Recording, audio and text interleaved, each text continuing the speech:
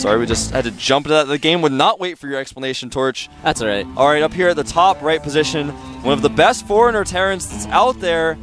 His name comes from a Jinro, or God, I messed that up. Jinro. Comes from that. Comes from that soju bottle there. It's made by a company called Jinro. There he is, Liquid Jinro. Liquid, of course, referring to the website teamliquid.net. If you haven't visited, I definitely recommend you checking it out. It's got a lot of good resources to use there. Yeah, and these community sites are ASD for you? We don't dislike ASD. We just want to help Team Liquid out there, and then the intro came really fast. The big justifiable moose on. We were justified in what we did, right? Yep. It was justifiable. So as I was saying, little intro guy being rude. The community sites do a great job of exploiting the esport of StarCraft 2. Team Liquid was one of the first, but we are seeing a lot of other ones come out as well. Reddit, well played. Twitter. I don't know. Yeah, Twitter is the new esports site. You should definitely use it. You should follow me at FXO Wolf. You should follow Torch at Torch Gaming. Or GOM You should TV follow GOM TV. It's not GOM TV Net. It's just GOM TV. Sorry. Told you off there, Torch. Now, Jinro did go for a gas first yet again, whereas his opponent is going for a 1 barracks expand, so this could end up very interesting. This is actually really good for Jinro if you can get those early tech units out against the fast expansion of your opponent. You can limit a lot of his ability to expand and take down a lot of the SCVs that he's creating. Indeed. ASD was able to get in there with an SCV. A lot of time you see players like Jinro or anyone who does this type of gas first build wall off, because the first sign that your opponent is going for a gas first is the orbital timing. If your orbital's later than mine, you must have done a gas first. Also, you might have been able to tell by the fact that Jinro didn't have a Marine right away, so really nice scout timing by ASD. Yeah, and although he did scout that there is going to be this early tech, he decides to still throw down the command center anyway. Sometimes you'll see players change their build based on the scouting that they get. The problem with that, though, for this particular build is if you go gas first, you don't have a lot of other options. You're kind of stuck. If you don't make gas, you can't tech up. You have to either make a command center or proxy like 4 barracks and do it the best faux you type of move. Or you can do a variation on this build, which is what Boxer is using, where he gets the barracks first with no gas, and then he drops down 2 refineries just before getting the command center. I haven't looked at the numbers of it quite yet, but it might give you the gas that you need to be able to tech up not too much later, yet still get that command center out. People talk about Boxer doing that a lot. He was one of the first people that figured out kind of how to fast expand with when to get the gas, because we saw players like Ensnare try to fast expand in Rainbow back in Open Season 1 and 2. Rainbow actually loved his fast expanding in TVT, but he didn't know how to hold pushes. He didn't know when to get his gas. He tried to hold with Marines and bunkers, and then the siege tanks came, and he struggled a lot. People started to figure out Boxer, one of the first ones to figure it out, really. He's done a lot for the sport, and he will continue to rally and come back. He has dropped down the could be, but he's an excellent player. Excellent indeed. Jinro is going to be going for those Banshees. He will be getting Cloak as well. There it is. Researching, when your opponent goes for a gasless expand like this, Banshees can be quite good. Now, there are 2 different ways of doing this Banshee type of build in TVT. There's the Foreigner style, which I like to call the Foreigner style because foreigners generally do it, where you go for the economy, you go for the SCVs. Now, the Korean way of doing this is to attack your opponent's... Uh-oh, this SCV is going to get in here. Oh, misclick by Jinro. I think he meant to raise the other one. He lowered the second one, and now everything is known. That is a huge blunder by Jinro. Yeah, he's not going to be happy about that one. Oh, and that itself is going to really frustrate him. I mean, the fact that he saw what was going on is very bad, but Jinro himself is going to be a little tilted mentally after that happens to him. It's very frustrating to play from that situation. And it did happen last game as well. He had that middle supply depot down, so ASD was able to get a little extra scouting information, which can really... when you see a build like this, you suspect certain things are coming, but just a suspicion isn't going to give you 100% confidence to go for the counter. But when you get that absolute, this is what your opponent's doing, it just makes you feel very, very confident. This is a small victory for Jinro. He may catch all of these Marines, will make his Banshees that much more effective. Nice micro on the Hellions. That was incredible, Hellion micro. Yes, that was beautiful. He only lost a single Hellion. He's now going to be going up against a lot smaller number of Marines. Cloak is finished, so he can start to use that to his advantage as well. Yep, and there are enough scans to deal with this. But the problem is, if he micros the Banshee correctly, Banshee will never die. And it's so problematic dealing with Cloak Banshees without Vikings. It's almost impossible to do. Oh, very careful micro by Jinro. And Jinro just trying to get a few extra hits on those Marines from the Hellions so that it softens them up a little bit. Second Banshee coming in, so he should be able to do a lot of damage here. If he can keep these Marine numbers down like you were talking about, then the reinforcing Banshees can do a lot of damage. Exactly. And this Banshee may get scanned here. The Viking is about to pop out. He wants to keep that depot alive. He's trying to distract the Banshee to keep the depot. Here's the Viking. He's going to scan. We'll get a shot of it. The first Banshee does go down, however, it was almost out of energy anyway, so his use was diminishing quite quickly. Yeah. And the second Banshee is the one that's going to really do some damage here. He does have enough for more scans, but he doesn't want to waste them. Wants to use them when he can kill the Banshee for sure. Now, what I was saying earlier is the Korean style of doing the Banshee harass is to kill units and not SCVs and go for a timing attack to punish your opponent for going for a fast expand. Yeah. And that Banshee does get one kill and then has to back away. Jinro isn't going for any super early timing attack. He's actually trying to out-expand his opponent. His expansion is finished. He's already got his base saturated. So while he's behind on SCV... Oh, wow, he actually got ahead on SCVs. It's 33 to 32. Normally you'd be slightly behind on SCVs, but the thing is that your SCVs are mining at a higher efficiency. Exactly. So you're on 2 bases compared to his 1. That it actually balances out quite nicely. Here comes that Banshee in here again. She is about to run out of energy, but she will get a few kills here. Does back away. And the Viking is going to chase. It's very difficult to get out from a position like this, but if your opponent, or if the Viking miss micros slightly, you can actually get the Banshee away. Looks like that Banshee will go down though. One more shot will do it. She does go down. 37 to 32 SCVs, like you were saying. Jinro pulling ahead just slightly in that worker count. As far as supply goes though, he is a little bit behind. ASD has a pretty solid force, which is kind of funny because usually it goes the other way when someone goes for a gasless expand. Yeah. They're the one who gets behind in units, whereas you're behind in economy. And ASD actually realizing that he does have a strong army right now. He's going to push. He's bringing a lot of SCVs to his natural. Yeah, Jinro, he doesn't have really any tanks. That's going to make it very difficult to defend this. Nice Hellion swipes there, though. Siege mode has just started. It's not going to be finished for this first battle. That's going to be pretty critical. Some Hellions might get caught here. One goes down, one at half health. Those Hellions are so critical here. ASD actually going to siege up very patiently. If you siege up and control the ramp, that means Jinro can't reinforce at all. Any units he tries to send towards that ramp will get shelled. He also gets supply blocks, so he can't get any more reinforcements after this wave that is building right now. This is really not what Jinro needs to have happen. He did a supply drop, so he can continue to build, but he needs to get the actual supply depots up and not waste his energy on supply drops. A tank getting caught out in the open. It dies very, very quickly. Huge blunder by Jinro. And now this Viking battle is going to go on, and it looks like Jinro may have the upper hand. No, he does not, because ASD brings the second Viking. Also, his Viking was able to get the first shot. Jinro essentially has 5 pre-igniter Hellions. That is his army. Can he hold this? If he can run in there and take out a lot of the Marines, then he has a bit of a chance to get the siege tank into position. His Cloak Banshee is also doing a really nice job. The Banshee move was great. Looking back, he does have enough energy for a scan. He wants to scan at the appropriate time. That was kind of weird. He backed off there, got a little nervous, I think. Didn't know how many siege tanks there were on the cliff. Didn't want to run his Marines forward with the scan. Yeah, but ASD being very, very conservative. He's saving all of his scans, or he was saving all of his scans for, or all of his energy for scans, but he's actually dropping mules now, and he is moving in for another attack. If he can take down this Banshee, he's going to feel a lot safer. There will be no sort of air attack coming from Jinro, and without that air attack, the massive tank army from ASD will be able to move in on the Blue Flame Hellion army of Jinro. He's going to take out these depots. Jinro really hurting in supply, keeps losing these depots, keeps getting supply blocked. Oh no, Jinro moving his tanks into his opponent's range during a scan, taking a lot of extra hits here, trying to use those Hellions to absorb shots, but he's losing so many SCVs. The tanks barely being kept alive by Jinro's nice SCV repair timing. But Jinro doing a nice job of taking out this last Viking. Once that goes down, he will be able to have control of the air. This Banshee will be able to do a lot more damage, slowly peck at these Marines. If the Marines move forward too far, they will get taken out by the siege tanks of Jinro. Jinro doing a great job of defending against this. Wasn't looking good for him for a little while. He did lose a lot of supply. He did get supply blocks. He's going to catch these Marines as well. Sorry to cut you off. Oh, maybe not. No, he's actually sending these Hellions all the way around. He's going to try to get a run by on the expansion of ASD. If he can get a few nice flames off, he will be very, very far ahead. He's actually 59 SCVs to 53. So Jinro doing an amazing job of holding on here.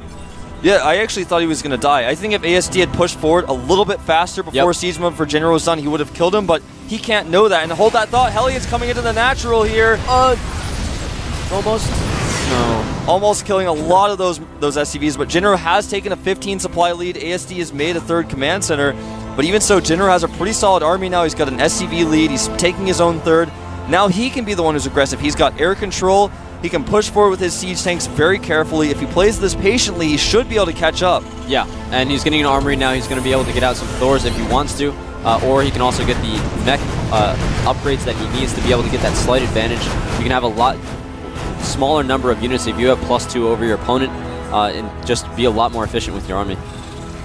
This is true. Right now, Jinro has 3 factories. He's made a 4th factory.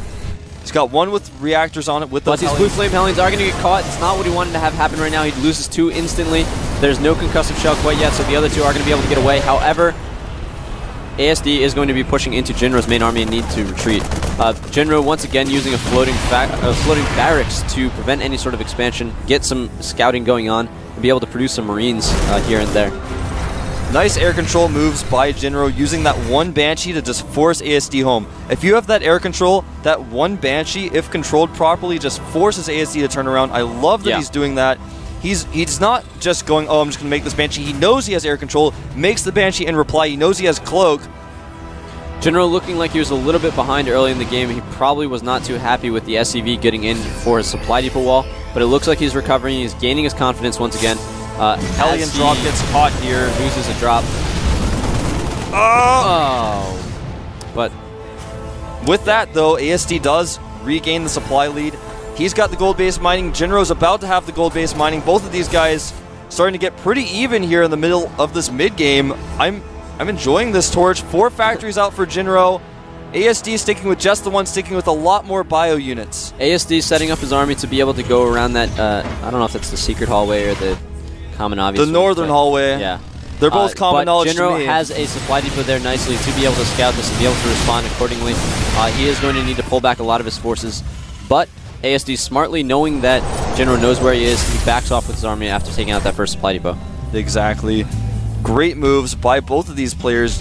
Jinro going for the more long game, going for the getting those Vikings out, controlling the air, getting a good siege tank count, whereas ASD is kind of thinking about the now. And that can become problematic because he's got a pretty solid bio forest.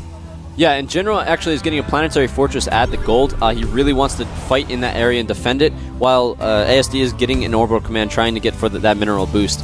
But Jinro's getting his upgrades a lot earlier. Yeah, so that's one thing that's really important. Remember, even though ASD's bio army is very mobile, when Jinro's siege tank count gets high enough, it just can no longer engage Jinro's army. Yeah, especially when you have a position like this where you can keep the siege tanks behind a supply depot wall. It's hard for the bio units to get in and actually hit the siege tanks at all. This is kind of what we saw. Well, hold that thought. A little Viking engagement here in the middle of the map. Jinro's still trying to assert that air dominance. Meanwhile, some Marines into siege tanks. 2 drops up here at the north. 2 medevacs are positioned to be able to drop a bunch of units into the main of Jinro. If he can distract Jinro, he's also positioned to have his main army fight at the gold. ASD is going to go for this attack. I don't agree with this at all. There's a siege tank. There's a planetary there. He's doing a lot of damage, though. Does pull back, but he lost a lot of units. But the main thing is he's just trying to distract while his other force is going in there to take out the supply depots. What you want to do is you want to take down the supply depots, supply block your opponent as you trade armies. So you're able to replenish your army while your opponent is not. However, these units are going to get caught on the ramp of Jinro and get cleaned up quite nicely. Right now, supply-wise, Jinro is up 16 supply. ASD very indecisive with his units here in the middle of the map, running bio back and forth, taking a lot of hits on that medevac. Very nice positioning here by the point defense drones of Jinro. He's able to defend against the Marauders. He's also able to defend against some of the hits of the Vikings and really give him a huge advantage in that air battle as well as the ground battle. Yeah, that drop by ASD forced Jinro to drop a few supply depots, but that was about it. Yeah. Honestly, Jinro, I think, is playing a better late game here. ASD just sticking with the bio that's great for a while, but it doesn't last all the time. Almost saved that last tank by Jinro. Is nice that he had the 1 tank there, made it seem like ASD could go clean it up easily, but then he reinforced with 3 blue flame Hellions, took out all the Marines. Oh, this is going to be great. He's going to actually use these Hellions behind the gold base, using a scan. Also could use those Vikings he's got air control with. Very nice maneuver by Jinro. ASD's in trouble, but he is going to do a very large counterattack around to the natural. Oh, and he actually forces the orbital command to lift, and as it's lifting, his Vikings are doing a lot more damage. But, as you were saying, ASD is doing a counterattack. The scan goes down. He is able to push in past the supply depot walls, take down some of these tanks. The SCVs are going to need to come into the fight, but you don't want to do that when you have your own friendly tanks there to be able to do splash damage on yourself. That's what your opponent really wants you to do. Exactly. Right now, as far as economy goes, both players on 3 bases because ASD did reclaim that 9 o'clock base. This is a really close game, but I think Jinro, again, with the siege tank count that he's got 16 tanks out. He's going to be able to demolish the Bio Army if he can just position his tanks properly, and Jinro has been known to be pretty good with his siege tank positioning. Yeah, and these sensor towers that Jinro has up are going to help him do that a lot more. He gets that early warning. He knows when he should move his forces around like he's doing right now. He also has a really nice air control army, so he can get that extra vision on his opponent's tanks. His opponent's going to be forced to use scans instead of just having the free air vision. Exactly. Plus, not only that, the Banshees come into play a lot. Banshee almost goes down, but stays alive, drops a point defense drone. These point defense drones actually last quite a while if they're not being attacked, so it's not terrible to use your energy on those in just positions that you want to hold for a little while. Exactly. I mean, they last longer than it takes to recharge the energy. Some Hellions getting caught here. The Hellions trying to go up there and scout that the third of ASD is there. He doesn't get the vision, but he knows that there's a force defending, so he can kind of assume that something's going on over on that side of the map. Jinro splitting his tanks here, but they were on siege. Point defense drone really helping out here, but ASD crushing through a lot of the tanks of Jinro. The problem is there are just so many of them, and this is what I'm talking about. If you have too much bio, they could just never close the distance fast enough to clean up those tanks. Yeah, that's true. Jinro did lose a lot of tanks there, but he did have a lot more to defend. It was a decent trade by ASD because he can reinforce the bio a lot faster than Jinro can reinforce his tank army, but Jinro is able to slowly leapfrog his tanks up now. Looks like Jinro wants to take that base over there where that barracks is burning. He's lifted his command center. It's floating in that direction. Blue Flame Hellions versus the Marauders. They will win slightly, but they did lose a lot. Marauders like the heat, like roaches like the heat. And here comes some tanks sieging up for ASD. A lot of them taking hits, though. Nice scan going down for Jinro. He will be able to take down some of these early siege tanks. He drops a mule on... oh, nice. Very nice. That was an awesome mule bomb. Probably the best I've ever seen. He was actually able to completely take down the siege tank of ASD. Great job there. When you have an isolated tank like that, when you drop the mule, it assures that the most tanks will fire upon that mule at that one shot. And the splash damage from tanks is actually quite considerable. Yeah, I would consider it. I love when people use that word considerable. I'm like, yeah, I'd consider that. All right, so Jinro still having that air control, asserting it here, trying to take out these medevacs. Looks like ASD is going to circumvent this planetary entirely and is going to go for, instead, an attack on the natural. No! He's actually going to siege up behind the gold base. Jinro realizes this, pulls some SCVs away. He just can't do this without air control, though. He's going to have to use scans. But he does have a lot of scans saved up. He's got orbital commands all over the map. Jinro does try another mule bomb, but the tanks are unsieging, so they actually don't do anything at all. Resieges again, scans, taking out a lot of the hit points on this refinery, even some of Jinro's tanks. Banshee going to come in here to help out. And of course, this is going to force an unsiege. Some Hellions and Marauders battling over here. Those Banshees doing a great job of picking off some retreating siege tanks. The tanks are going to go up and try to reinforce the left base for ASD. But ASD Jinro doing what he needed. Always having a better, hold that thought, Hellions cleaning up the gold base here. He has to be very careful. That's a huge chunk of SCVs. Close call there. ASD always having the better supply count. He has had more mining for a while, but Jinro just having a much better army is making this game so even. Yeah, that's true. The bio units are very reinforceable, kind of like the Zerg units. But the thing is that per supply, they cost a lot less and are actually a lot less valuable. So while ASD is at 198 supply compared to Jinro's 155, the army counts are actually quite even. Yeah, and this Banshee actually taking out these tanks, and this is part of what I'm talking about, having that air control, having these Banshees just allows you to do these things. We have some Blue Flame Hellions in here. If he can move into the mineral line instead of attacking these Marauders, he can do a lot of economic damage to ASD. It looks like he is finally going to be able to hit these SCVs. This is his first option to do that, and oh no, just barely not catching them. Doing enough to make that attack worth it, but he wasn't quite focused on that. He had a lot of other stuff going on. He could have done a lot more damage if he'd been a bit more diligent with that force. Exactly. Jinro now sieging up on ASD's gold base. He's taking a lot of hits there. These Banshees, again, doing a nice job of keeping these tanks further back. He's not able to mine at the gold, but he is trading a lot of units here in Jinro's favor. Looks like Jinro is going to be taken, or these tanks at least going to be taken out. The tanks in the back are not sieged. They are not able to help the forward tanks at all. However, they are going to siege up enough to do some damage to this huge Marauder force. This is a scary moment here for Jinro. A lot of these Marauders on very low hit points. And Jinro just wants to hold the line just a little bit longer. The problem is his right side base is very exposed.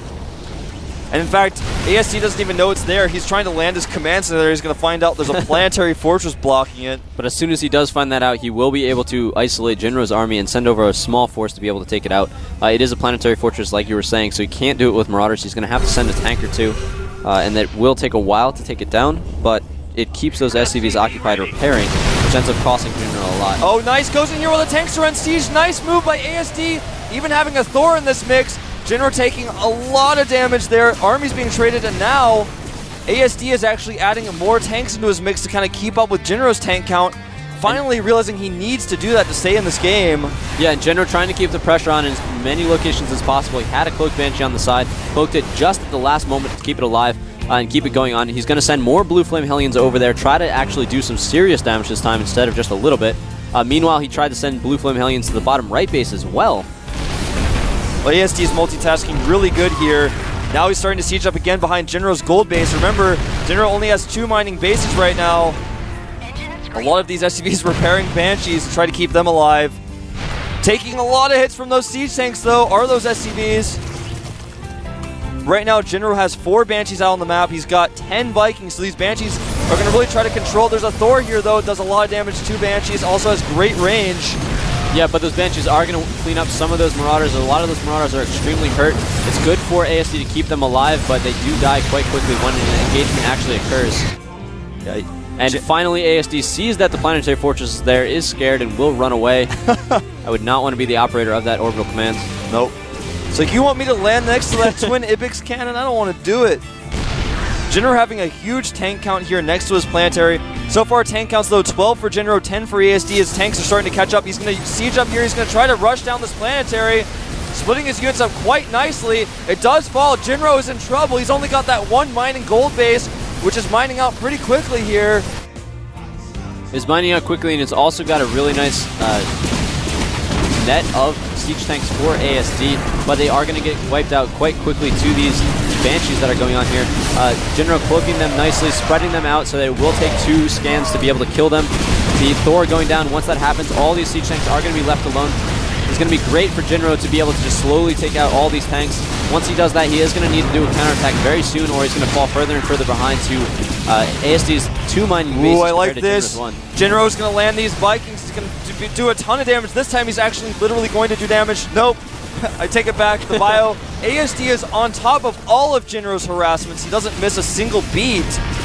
Yeah, he's being very mobile with his bio force, being very secure with his tank force, not overextending too much. He does lose some tanks, but not without doing some damage first. Baiting these Marines forward. We'll hold that thought. Just get a shot of the main base. One Thor is actually stuck because of the building placement of ASD. That was pretty funny.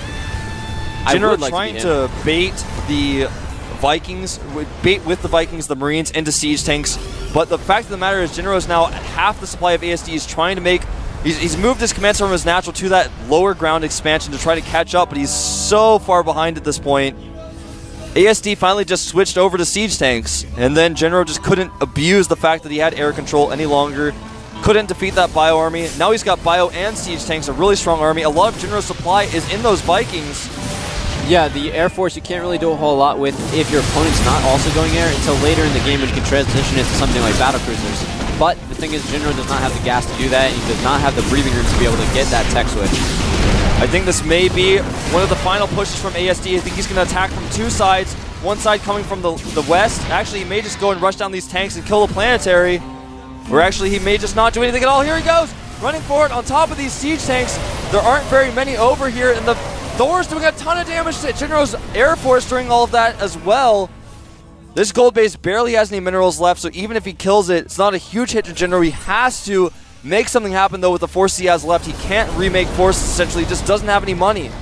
Yeah, the thing is that Jinro is really far behind in the economy, but the armies are pretty close right now. If Jinro can force a key battle that is very close to one of ASD's production facilities, it's not going to be too bad for Jinro. The left base for ASD has been continuing to mine, but we do have a battle here. This could be the deciding battle of the game. If Jinro can hold this, take down all the bio units, then he should be able to take down the economy of ASD and win the game. However, the Marauders are going to be able to clean this up quite nicely. The Thors are taking out the Banshees. We have more Mules dropping down. ASD is feeling very confident in this position. Yeah, I don't think Jinro, I mean, I have to say Jinro played a better style in this game. And ASD's style was maybe a little bit flawed, but ASD realized it in the middle of the game. Jinro didn't capitalize on it as much as he should have. Now he's got half the supply of ASD. He's got one mining base. He's got like 2 gold patches left at his gold base, whereas ASD's got bases everywhere. These Banshees doing a great job of harassing, though. Each of these Banshees starting to rack up the kills. And 2 more Blue Flame Hellions going in. Those Marauders are extremely low, so the Hellions are going to be able to kill them with only 1 volley. If he doesn't attack the turret, he can kill a lot of SCVs. Yeah, Jinro, just his multitasking is not showing up as well as ASD's here in this game. If he'd sent those Hellions down when all those SCVs were transferring, he could have killed all of them in 1 volley, but instead he wanted to attack the turret. Yeah, Jinro just not showing the best multitasking here in this game, showing a good style of TVT.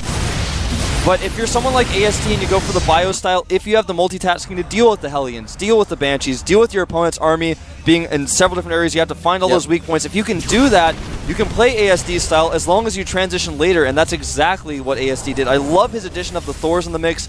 They do have a great amount of range. He's always scaring Jinro's Vikings away, scaring the Banshees away with those Thors. Yeah, he was really spreading out the forces of Jinro by having those expansions all over the place. And because he had the bio army, he was able to defend it quite nicely. Jinro being aggressive with these Blue Flame Hellions, but not maximizing their effectiveness. If you were a little bit stronger with those, he would be in a lot better shape this game. Right now, what ASD wants to do is just recover, remax, get a very strong army. A lot of his army, even though he had a higher supply than Jinro, for a lot of the game, his army was very weak, a lot of them in the red. He wants to get a very solid army before he tries to attack Jinro again, and this does give Jinro a chance to recover a little bit, but he's not even mining from that low ground base. We'll get a shot of it in a second because ASD has positioned units on the high ground above it. There they are now, so he's forced to lift that. These Hellions that Jinro keeps sending have been spotted yet again. And the interesting thing about ASD's style here is he actually has 0 medevacs. All he's doing is sending the bio forces in, trading them away. A drop over here, but also at the main base, or rather the only mining base of Jinro. He does attack here. Sorry to interrupt you there, but you're exactly right. He's just using these forces, forcing engagements, keeping the tank count low, and GG, ASD will advance to the round of 8. 2-0ing Jinro, a very solid Terran player, one of the best foreigners out here in Korea. Impressive play by ASD. His style, I don't think was the best style to use, but he used it properly, transitioned at the right moment. Great play by ASD. Yeah, ASD is a player that it looks like he's behind the majority of the game, but then he somehow just ekes out the victory in the end.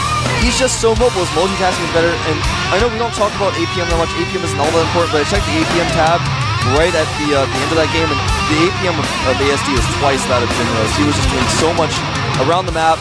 He's got Marauders in 6 different groups. There's Hellions coming in. He's attacking those Hellions. He's positioning siege tanks on one side while he attacks the bio on another. He's doing drops. He's just all over the place, man. Yeah, he did a really nice job of reacting to the Hellion attacks of Jinro. He was able to pull his SCVs away as well as bringing the Marauders to be able to clean them up. In addition to all the attacks that you were saying, which diverged Jinro's attention. And when Jinro wasn't attending to his Hellions, they didn't do as much damage as they could have, like I was saying. He just needed to be a little bit more attentive. Jinro played a very passive, patient style, I want to say. And normally with that style, you just slowly keep moving closer and closer with your Vikings, with your Banshees. Jinro was too hung up, I think, on defending the planetary. Didn't really get aggressive. But on the same note, you know, Jinro couldn't really get away from that planetary because if he did for a second, ASD was going to run in with like 12 Marauders, a bunch of Marines, and just a few siege tanks and kill it. So ASD was just aggressive enough to where Jinro's style was just not as effective. He kept taking out the tanks. Whenever he found an isolated group of tanks, he took it out because when you get to that critical amount of siege tanks, the Marauders and the Marines, they can just never, ever, ever get there. Yeah, and the thing is, Jinro did put up those 2 sensor towers, so he did have a lot of the vision, so he was able to move back and forth where he needed to go, but there was just way too much going on. It was really very difficult for him to handle. Yeah, I think Jinro played great through the early game and the mid game and even the beginning of the late game.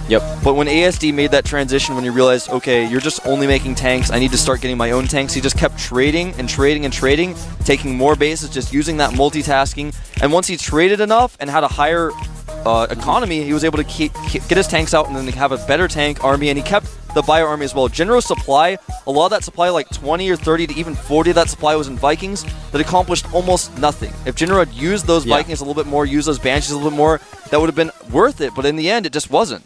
Well, he had those Vikings which were able to give him the vision of his opponent's tanks, but the opponent was just using scans. He had plenty of orbital commands compared to Jinro's planetary fortresses, and because of that energy difference, he was able to not need to invest into the Air Force, so Jinro's Air Force wasn't as useful as you were saying.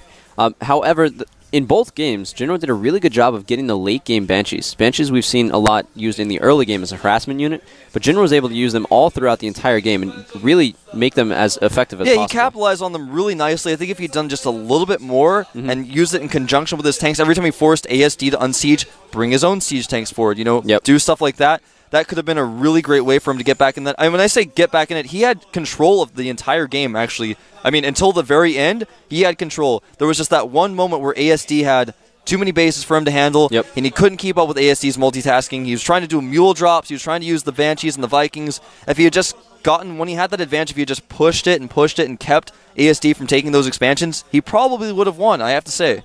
Yeah, I would completely agree with that statement. But also, another thing that Jinro did great, I hate to keep bringing that up even though Jinro didn't win here, but he showed a lot of brilliant play. He did play really well. Those mule bombs, they were crucial. Well, not crucial, but they could have made a big difference. He dropped a mule in the right exact location to be able to get the splash damage on the siege tank. Yeah. Took out a few of them, softened up some other ones. It's exactly what you need to be doing. Yeah, he did it actually the right way. A lot of people just drop mule bombs in between like 4 tanks and then none of the tanks fire because none of them are firing the mule. He did it where there's 1 tank over here and 2 tanks over here. Hits the one over here, so the 2 tanks attack it.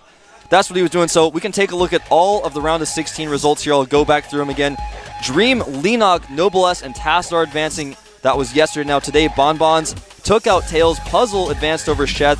Happy edged out Yu-Gi-Oh! In a pretty good series there. And Jinro, unfortunately, was taken out by ASD, but played really well. And I'm actually looking forward to see ASD going on into the future based on his style. It's like a mix between Marine King style and Pult Prime style, I feel Marauder like. King.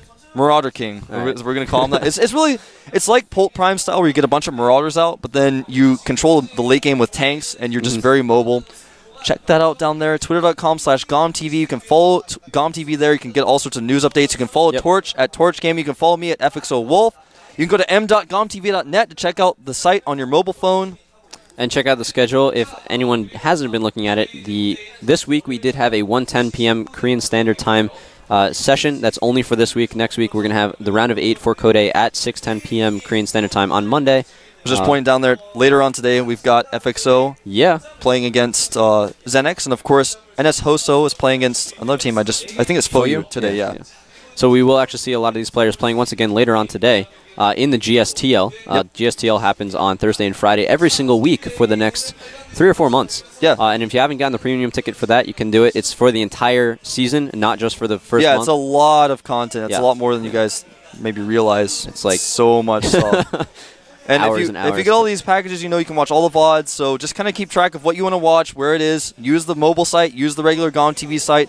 Look up everything, keep track of if your team's playing on Jupiter days or on Venus days, you can be sure to tune in, but you should watch everything anyways.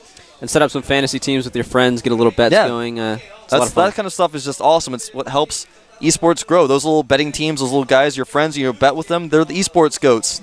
They bring esports out. I'm making it a thing. It's a thing now, esports goats. Torch is like, I don't want this to be a thing. I don't like the idea of esports goats. I want to be an esports mule, but not in Jinro's army. Yeah, some people out there are like esports eagles. They take the esports goats and drop them off of the mountain and then eat them. Have you seen those YouTube videos? I haven't, but I heard about it a lot. Yeah, there are eagles that take goats off of mountains and drop them like hundreds of feet and kill them and then eat them. Thanks to G-Skill, thanks to Pepsi. We're going to wrap up here today. Tastosis will be here in about an hour and a half to cast the GSTL. See you guys next time.